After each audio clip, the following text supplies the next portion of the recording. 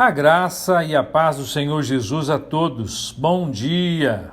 Que o Eterno abençoe poderosamente a vida de vocês.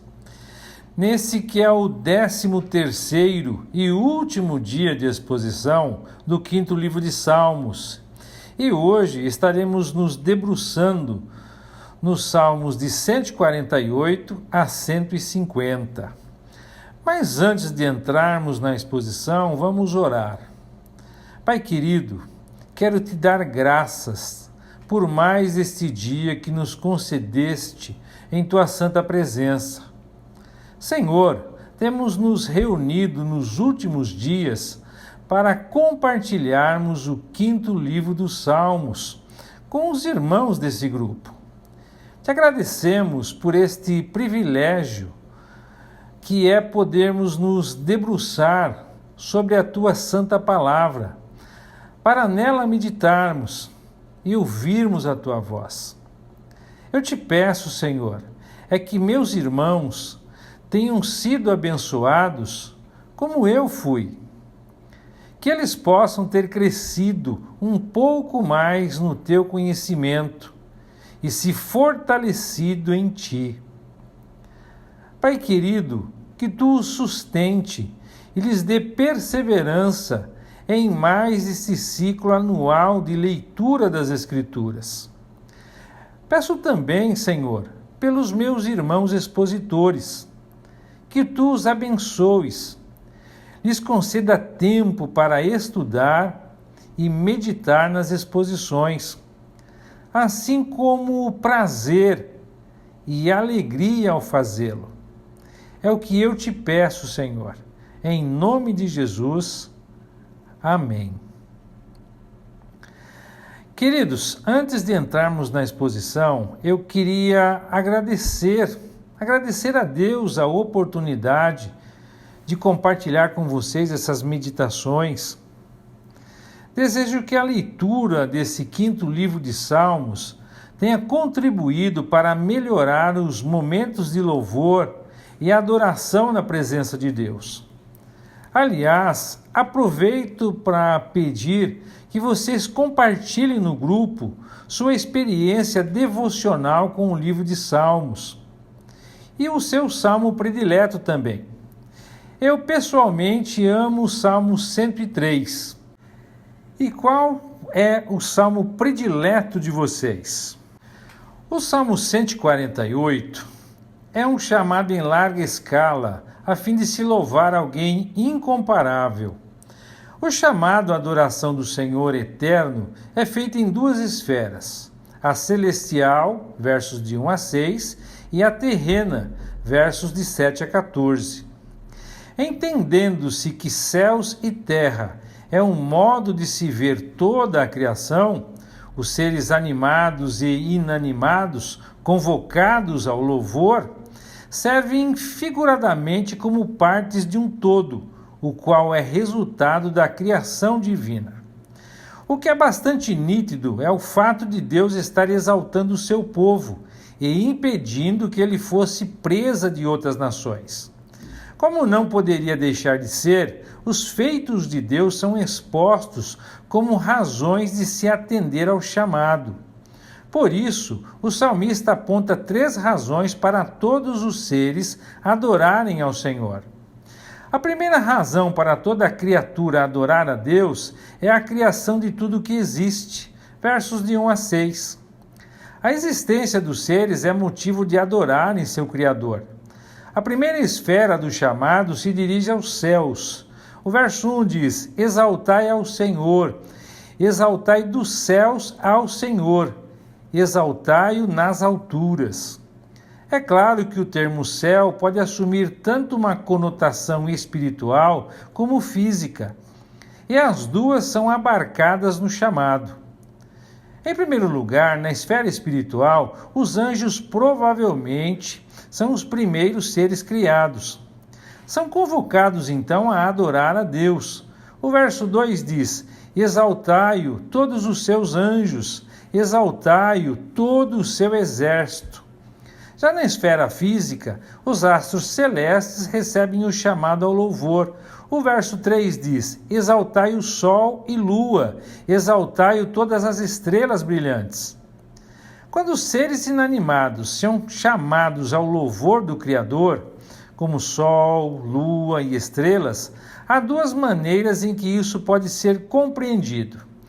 Em primeiro lugar, de modo retórico, já que seres inanimados não podem exercer uma ação pessoal como essa. Em segundo lugar, não necessariamente separado do primeiro, de um modo passivo, no qual o simples fato de existirem revela e exalta a grandeza do Criador. Assim, o próprio Deus produz louvor ao seu nome, revelando quem ele é por meio de sua criação. Seguindo essa linha retórica, o céu físico é chamado em dois planos a adorar a Deus. Primeiro, o cosmos, por meio da expressão céu dos céus, e depois a atmosfera, por meio da citação da chuva. O verso 4 diz: exaltai o céu dos céus e as águas que estão em cima dos céus. Nenhuma entidade acima da superfície terrestre escapa ao chamado. E há uma razão clara para tanto: a criação. O verso 5 vai dizer: eles devem exaltar o nome do Senhor, pois ele ordenou e eles foram criados. Essa é uma excelente razão para se adorar ao Senhor, pois além de envolver a própria existência dos seres que lhe devem louvor, o fato de Deus ser capaz de dar uma ordem e ela imediatamente se cumprir, principalmente na escala de uma criação universal, torna-o digno da admiração e exaltação de todos. Para qualificar um pouco mais a grandeza da obra criativa do Senhor, o salmista encerra a sessão mostrando que a magnificência da criação não está somente no ato da sua formação, mas na manutenção da sua existência, pois no verso 6 ele diz: ele os mantém para todo sempre. Ele deu uma ordem e ela não passará. A segunda razão é a majestade do seu nome, versos de 7 a 13. Se a primeira parte exigiu louvor a Deus nos céus, a segunda exige que a adoração seja promovida também na terra, começando pelos mares. O verso 7 diz: exaltai ao Senhor na terra, monstros marinhos e todos os oceanos. O chamado dos seres marinhos, em primeiro lugar, talvez se deva ao fato de, dentre todos os locais do planeta, os mares serem os mais distantes e de difícil acesso aos homens, principalmente no passado, fazendo o chamado no sentido do mais distante até o mais próximo, até chegar ao próprio ser humano.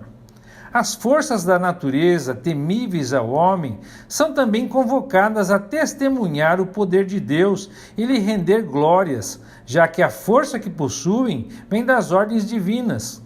O verso 8 diz: fogo e granizo, neve e fumaça, vento tempestuoso que atende a sua palavra. Os próximos a serem adicionados na lista dos adoradores são o relevo terrestre e a flora. O verso 9 diz: montes e todas as colinas, árvores frutíferas e todos os cedros. Estes são seguidos por todos os tipos de animais. O verso 10 diz: os animais selvagens e todos os animais domésticos, répteis e aves que voam. O salmista vai deixar então o campo do chamado a seres impessoais e chega aos destinatários do texto, os homens, começando pelos de maior posição social. No verso 11, o salmista vai dizer: reis da terra e todos os povos, príncipes e todos os juízes da terra.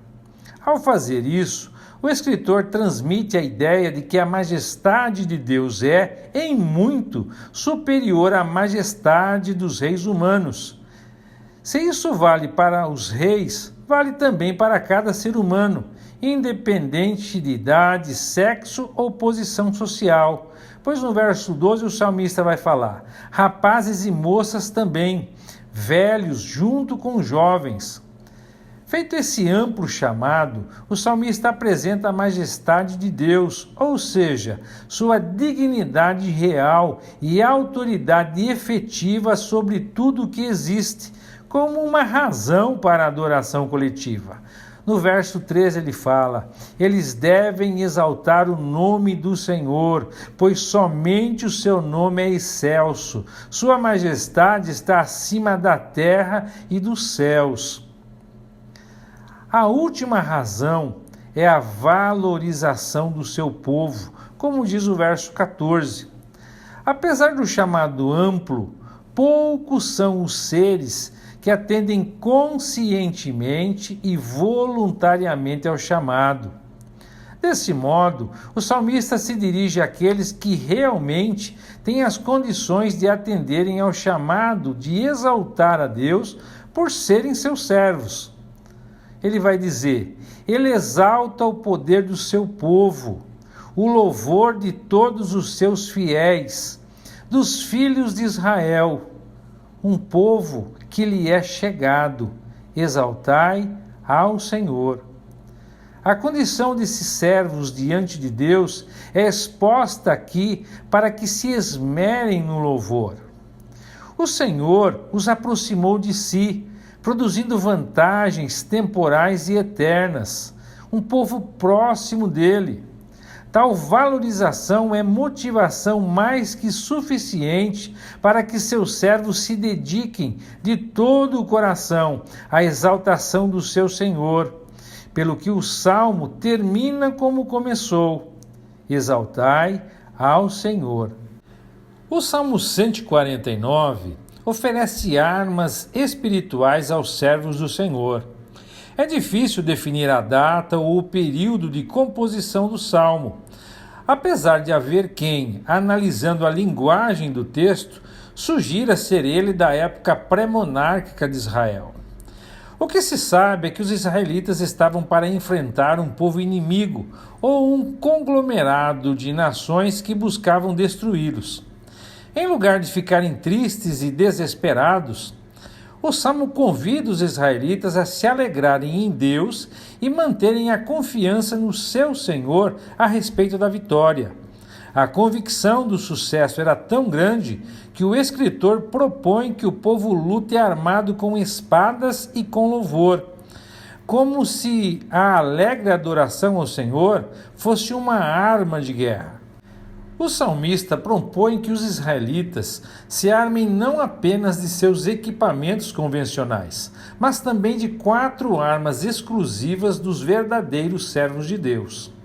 A primeira arma dos servos de Deus que atravessam problemas sérios, como o dos israelitas, é a disposição renovada, do verso 1. Apesar das preocupações e preparativos militares necessários a um momento de crise como esse, o escritor chama o povo à adoração musical. Ele diz: exaltai ao Senhor, cantai ao Senhor um cântico novo. O cântico novo é um modo de sugerir a revigoração religiosa e o fortalecimento da comunhão com Deus. Assim, o preparo para a batalha começaria pelo retorno à dedicação e compromisso para com o Senhor. Outro modo como a disposição renovada se mostraria seria que o particular passaria ao coletivo e toda a comunidade se dedicaria junto a exaltar a Deus, ainda que estivessem passando por um momento delicado. Pois na parte B do verso 1 diz que o louvor esteja no ajuntamento dos fiéis. A segunda arma é o louvor grato, versos de 2 a 4.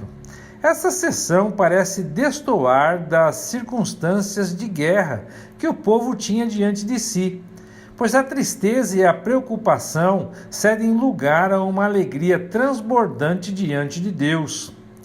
O verso 2 diz que Israel se alegra em seu Criador, que os filhos de Sião se regozijem no seu rei.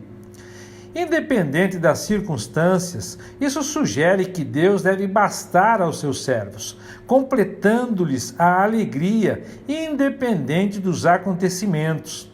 Entretanto, essa alegria deve gerar ou ser fruto da adoração a Deus. O verso 3 vai dizer: eles devem exaltar o seu nome com dança e cantar a ele com tamborim e harpa.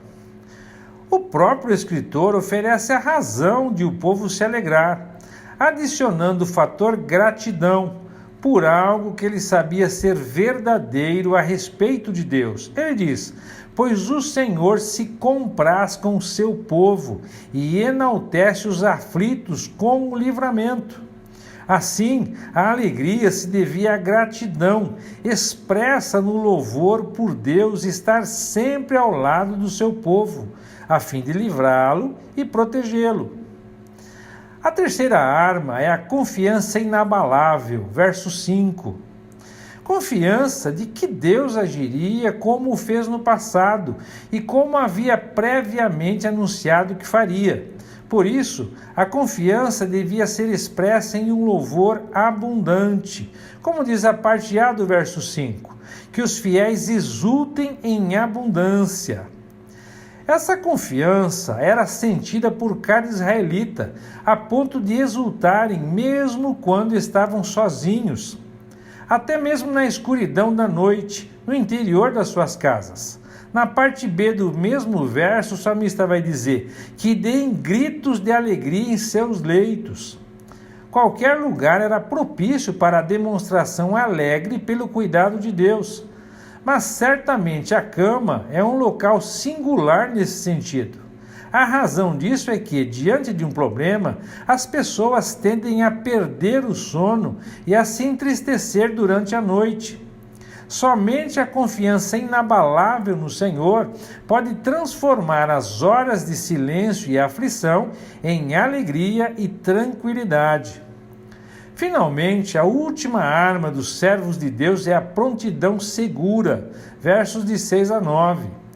Não bastava confiar em Deus e oferecer louvores alegres. Era necessário estar de prontidão para cumprir seu papel dentro do plano e da causa do Senhor. Por isso, o salmista ordena que haja louvor exultante e confiante, mas também preparo militar, expresso pela figura da espada em punhos, como diz o verso 6, que a exaltação de Deus esteja em suas gargantas e uma espada de 2 gumes em suas mãos. Isso porque Deus usa seu povo para fazer sua obra, que nesse caso seria abater os inimigos de Israel, trazendo sobre eles a punição divina. Como diz o verso 7, para trazer vingança entre as nações e castigo sobre os povos. Eles deviam estar seguros de que Deus faria coisas grandiosas por meio das suas mãos, inclusive abater reis e nobres das nações inimigas, e não apenas se defenderem precariamente de um inimigo mais poderoso. O verso 8 diz: para prender seus reis com grilhões e seus nobres com correntes de ferro. A confiança que tinham em Deus devia lhes dar a prontidão segura para cumprirem sua vontade e, em resposta a isso, serem por ele honrados vitoriosamente. Pois no verso 9 o salmista diz: para executar a sentença escrita contra eles.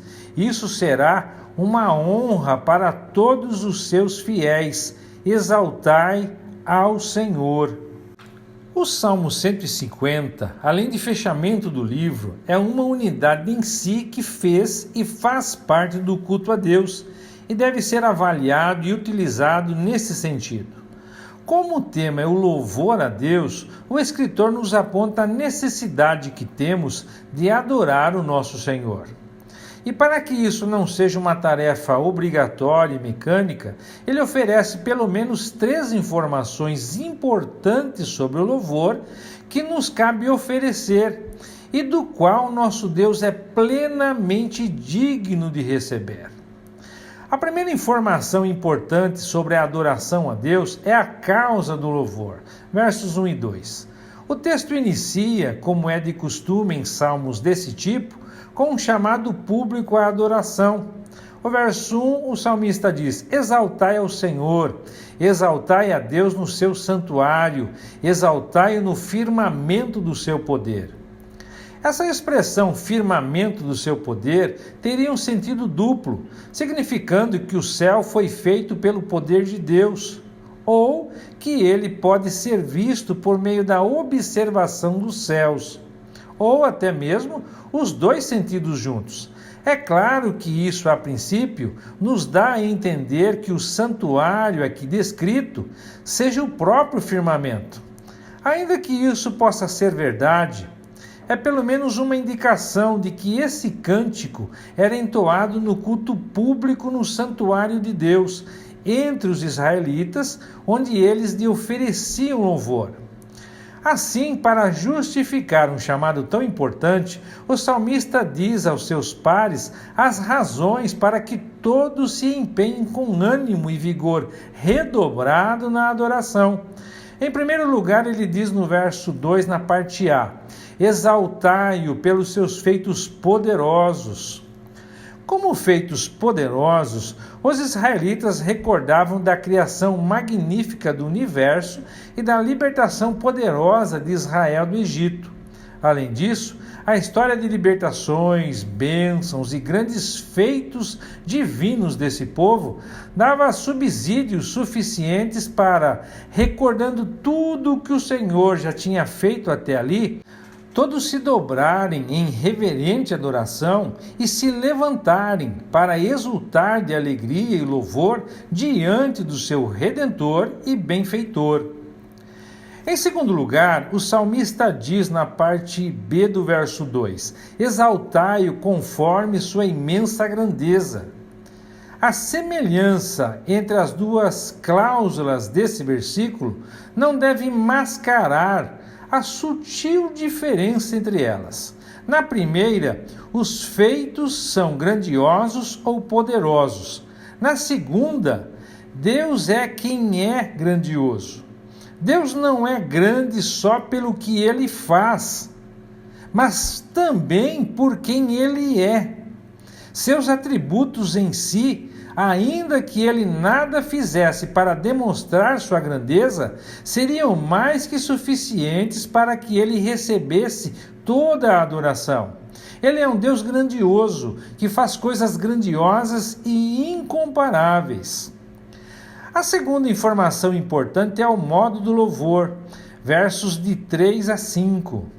Essa seção traz uma lista de muitos instrumentos e práticas musicais e mostra que no louvor a Deus há lugar para todos os tipos de pessoa, habilidades e talentos, e também que não há nada que se possa empenhar na adoração ao Senhor que ultrapasse aquilo que o Senhor merece e que lhe é devido e que lhe é próprio ao receber o louvor de seus servos. Por isso o salmista convoca no verso 3: exaltai-o com toque de trombeta, exaltai-o com lira e harpa. O chamado prossegue e um toque de extrema alegria é dado ao citar instrumentos no verso 4. Exaltai-o com tamborim e dança, exaltai-o com instrumentos de corda e flauta. Assim como no salmo precedente, expressões corporais fazem parte do louvor a Deus. O que é certo é que elas tinham relação com o ritmo, já que nesse Salmo 150 e no anterior, o 149, há uma associação aos tamborins. Nesse caso também, há a presença de instrumentos de melodia, como instrumentos de cordas e de sopro. Finalmente, para dar uma pitada de exultação, pratos são utilizados para expressar alegria extrema durante o louvor. No verso 5, o salmista diz: exaltai-o com símbolos sonoros, exaltai-o com símbolos ressonantes. Portanto, o modo de se louvar a Deus envolve todo tipo de recursos, dedicação, habilidades, espontaneidade e uma alegria muito grande e verdadeira. Finalmente, a terceira informação importante é sobre quem deve oferecer o louvor. O salmo termina chamando os adoradores não pelo nome, mas por sua função vital da respiração. O verso 6 diz: que todo fôlego exalte ao Senhor, exaltai ao Senhor.